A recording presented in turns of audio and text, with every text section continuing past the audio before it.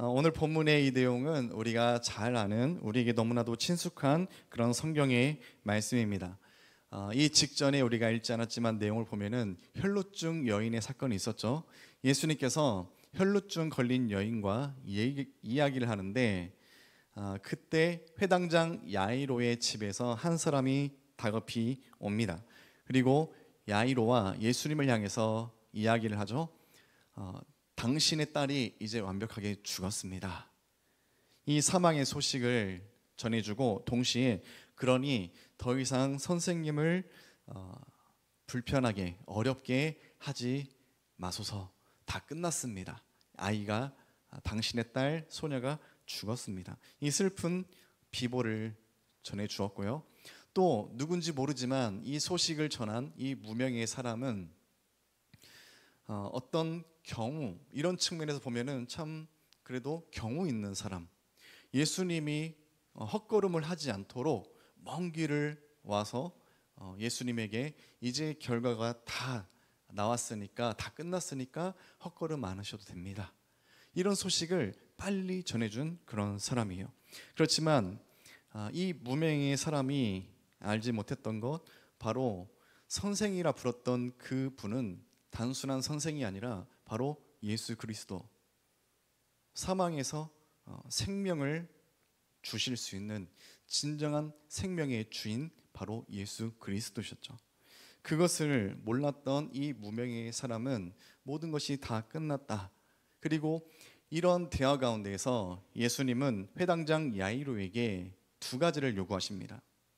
두려워하지 말라, 그리고 믿기만 해라. 두려워하지 말라, 그리고 믿음 가져라.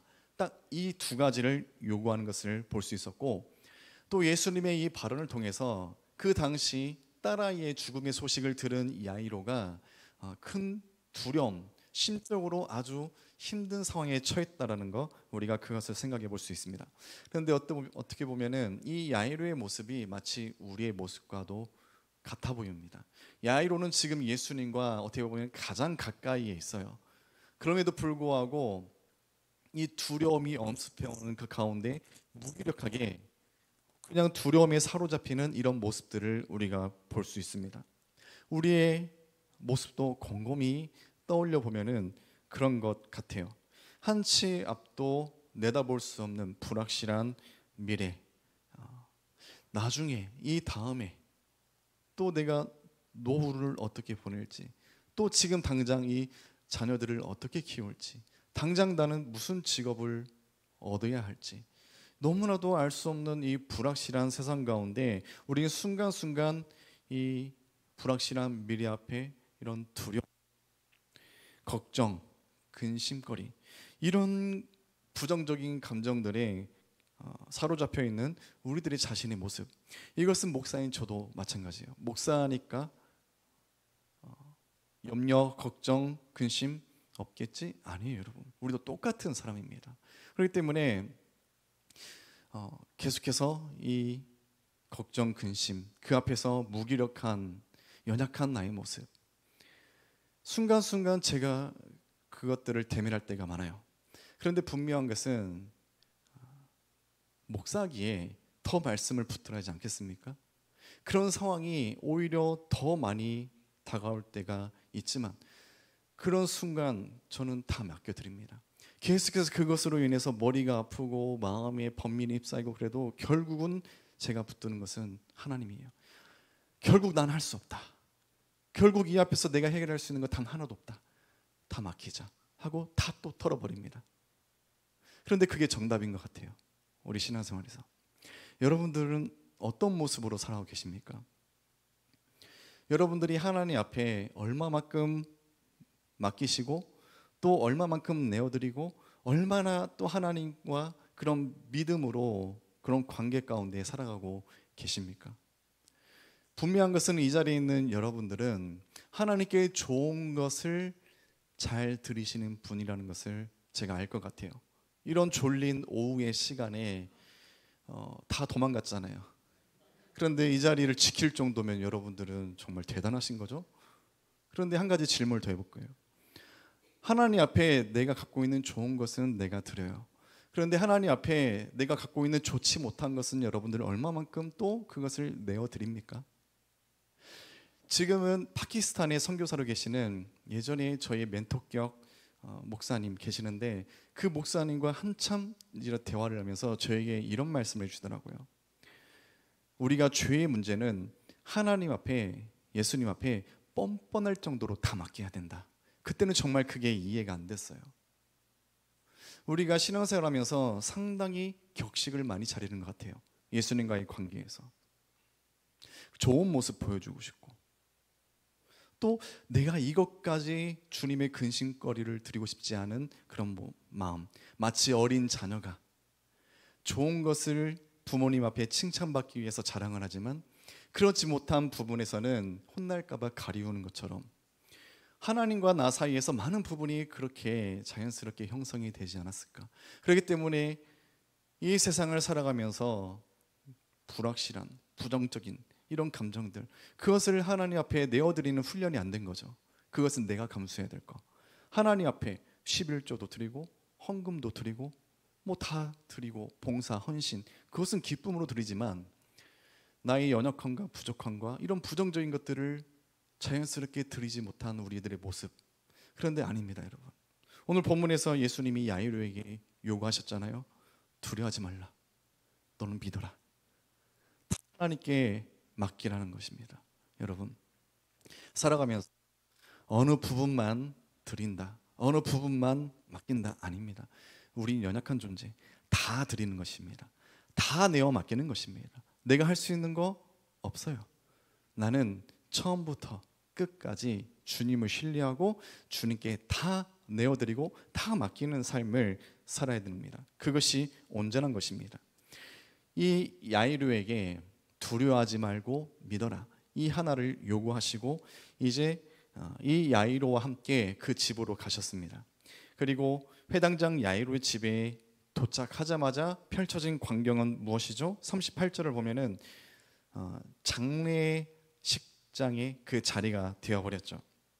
장례식장의 모습입니다. 장례가 어떤 장소입니까? 이미 죽어버린 자를 위한 장소예요. 그리고 이 장례식장을 가면은 사람들이 숙연해져요. 왜요? 죽음을 눈앞에서 보니까 이 죽음에 대해서 자연스럽게 많은 생각들을 할 수밖에 없죠. 죽음 앞에 장사 없고 나 역시도 그럴 것인데, 실질적으로 이 인류가 창조가 되고 또 범죄로 인해서 죄로 오염됐고, 죄로 오염으로 말미암아 누구든지 이제 반드시 죽게 되어 있습니다.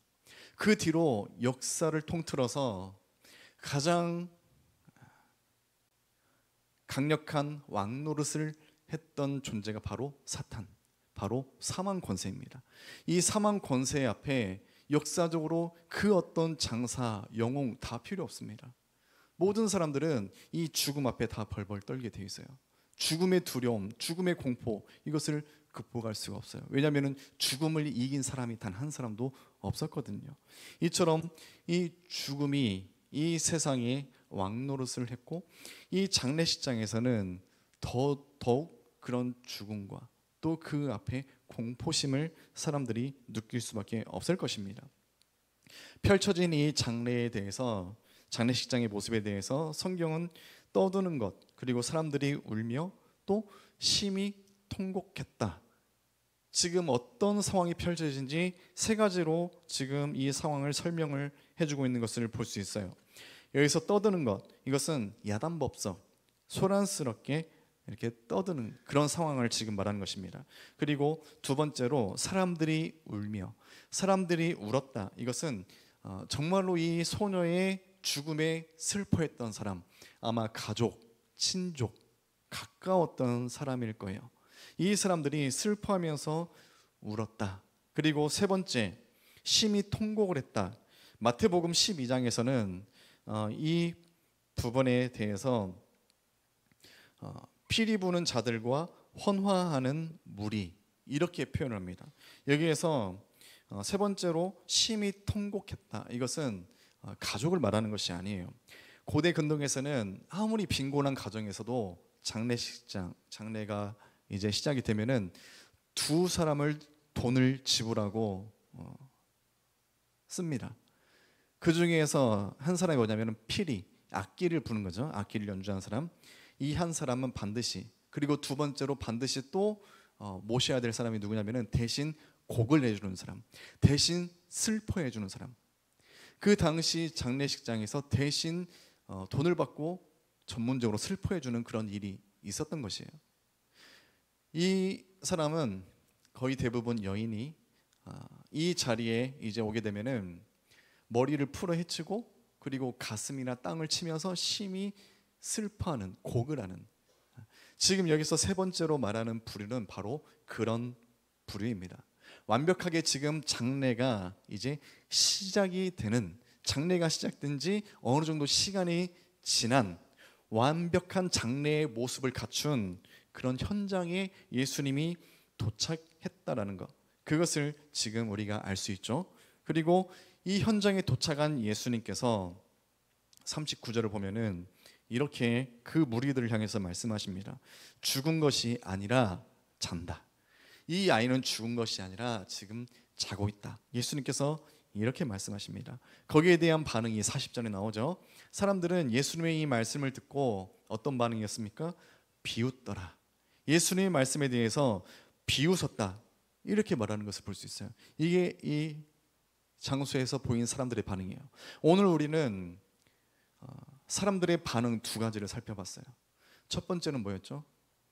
예수님과 회당장 야이로, 그때 딸의 죽음의 소식을 들었을 때 그 야이로가 어떤 상태에 빠졌었죠? 두려움에 빠진 상태. 그리고 오늘 장례식장에서 예수님께서 이 무리들을 향해서 죽은 것이 아니라 잔다 했을 때 이 무리가 보인 반응은 무엇이죠? 비웃었다. 사람들의 반응, 첫 번째는 두려움, 두 번째는 비웃음이었어요. 우리가 생각했을 때 두려움 그리고 비웃음, 큰 차이가 있어요. 그런데 예수님이 보기에는 똑같아요. 우리가 생각할 때 차이가 있는 것이지, 예수님 보시기에는 두려움에 빠졌던 야이로와 지금 예수님이 분명히 잔다라고 말씀하셨는데 그것을 비웃는 이 무리의 사람들, 예수님이 보시기에는 똑같아요. 무엇이 똑같습니까? 똑같이 믿음이 없음이에요. 믿음이 없는 모습이 예수님 보시기에 똑같습니다. 35절 그리고 40절이 나오는 이 두 부류, 둘 다 믿음이 없다라는 것이죠. 36절에 예수님이 요구하셨던 것은 다른 게 아니에요. 예수님이 요구하셨던 것은 단 하나입니다. 믿기만 해라. 죽음 앞에서 예수님이 요구하신 것은 다른 것이 아닙니다. 믿어라. 그리고 그 예수님께서 41절과 42절을 보면은 이제 가서 달리다굼 이렇게 말씀하십니다. 그리고 그 뒤에 어떤 일이 벌어집니까? 달리다굼, 이것은 분명히 이 장소에서 소녀의 부활을 위해서 예수님께서 사용하신 단어예요. 달리다굼. 여러분들이 신앙생활하면서 이 성경의 내용을 많이 접했을 것이고 또 이 달리다굼, 여러분들 다 웬만하시면은 이 단어 아실 것이에요. 달리다굼. 저는 예전에 신앙생활 하면서 이 달리다굼이 유독 되게 웅장하게 마치 선포하듯이 그런 음성처럼 여겨지고 들릴 때가 있었어요. 여러분도 그러십니까? 그런데 이 달리다굼, 이 단어는 여러분 그런 느낌의 단어가 아니에요. 이 달리다굼은 어느 때 사용된다냐면은 가정에서 마치 어린 자녀를 그 엄마가 옆에서 속삭이면서 잔잔하게 깨워줄 때, 일어나야지, 학교 가야지, 일어나 밥 먹자, 이렇게 부드럽게 귓가에 속삭이는 그 단어가 바로 이 단어입니다. 지금 예수님은 우리가 생각할 때 사망에서 생명으로 마치 웅장한 선포같이 달리다굼, 여러분 이게 아니에요.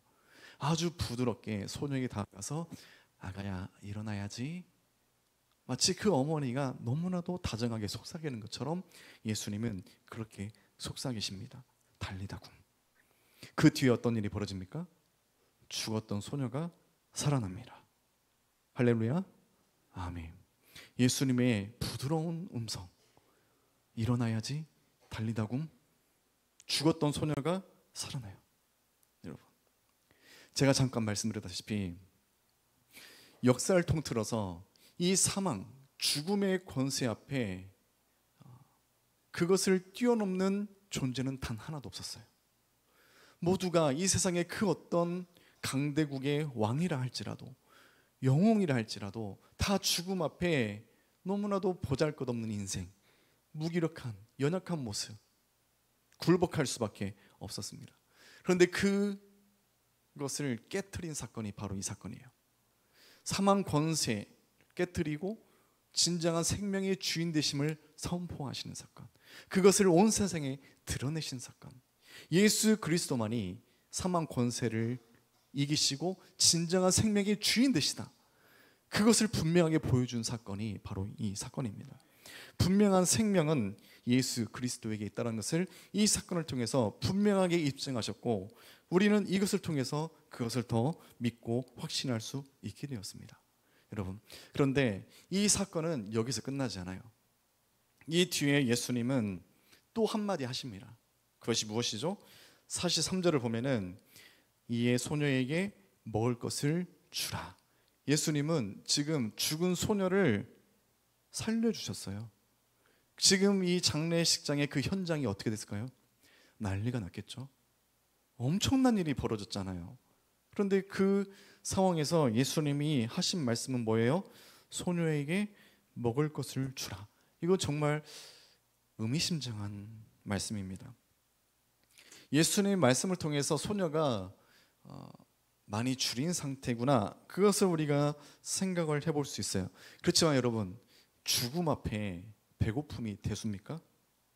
지금 이 상황에서 하실 말씀은 좀 아닌 것 같아요. 우리 그 젊은 사람들이 말하는 투머치 토커, 뭐 그거 아니면은 좀 오지랖이 넓은 사람들. 여러분, 예수님이 그런 사람이어서 굳이 뭐 하시지 않아도 어른이 할 것을 예수님이 그것을 굳이 또 말씀을 하신 사람이실까? 그게 아니라는 것은 우리가 알죠. 그렇다면은 우리는 왜 예수님이 불필요한 말씀을 하셨을까? 이게 아니라 예수님이 지금 하신 이 말씀의 의미가 무엇일까? 그것을 고민하고 그것을 찾는 게 우리에게 중요한 문제예요. 왜 예수님은 죽음에서 부활한 소녀에게 먹을 것을 주라 이렇게 말씀하셨을까? 여러분, 우리가 한 가지 더 미리 체크해 봐야 될 게 있어요. 오늘 본문에 죽은 소녀 그리고 부활한 사건이 나오죠. 그런데 이 죽은 소녀의 나이가 몇 살이라고 나옵니까? 42절에 나오는데 이 죽은 소녀가 몇 살이라고 성경은 기록하고 있어요? 12살이라고 기록하고 있어요. 어린 나이죠. 12살. 그런데 여러분, 성경을 보면은 많은 인물들이 등장하잖아요. 그 등장 인물에 대해서 성경은 이 사람이 몇 살이었는지 그것을 말해 주나요? 거의 안 해요. 정말 필요할 때는 한 번씩 주지만 그 사람의 나이나 이런 것들 거의 성경에 주지 않아요. 그런데 왜 굳이 이 소녀라는 이 단어만으로도 이 대상이 어린아이라는 것을 우리가 알 수 있는데 왜 12살 이것을 굳이 여기에 넣었을까요? 그것을 정확하게는 알 수 없지만 우리가 생각해 볼 수 있는 것이 있어요. 여러분, 그 당시에 수비학, 이 숫자의 신비, 그것을 연구한 학문이 있습니다. 그런데 수비학적으로 보면은 이 10이라는 숫자는 완전한이라는 뜻이에요. 완전하다. 그래서 성경에서는 12제자 등 12지파 등 이렇게 12에 맞춰진 것들이 상당히 많아요. 이 아이가 나이가 12살이다. 그것을 굳이 삽입하면서까지 우리에게 주고 싶은 어떤 느낌, 그것은 무엇일까? 저는 그거 같아요. 이 아이, 12살 된 이 소녀는 완벽하게 죽었던 자다. 성경을 공격하는 많은 사람들이 있어요. 비평주의학자 이런 사람들. 이 아이가 혼수 상태였을 것이다. 다양한 방법으로 성경을 부정하는 자들이 너무 많아요. 그런데 여기에서 분명히 말씀하시죠. 이 소녀는 어떤 상태였다? 완벽하게 죽었다. 혼수 상태나 어떤 큰 병에 걸렸다가 깬, 절대 그런 게 아니라 이 소녀는 완벽하게 죽었다. 그것을 우리에게 그 느낌을 주고자 굳이 이 10이라는 숫자를 우리에게 드러내 주지 않았을까?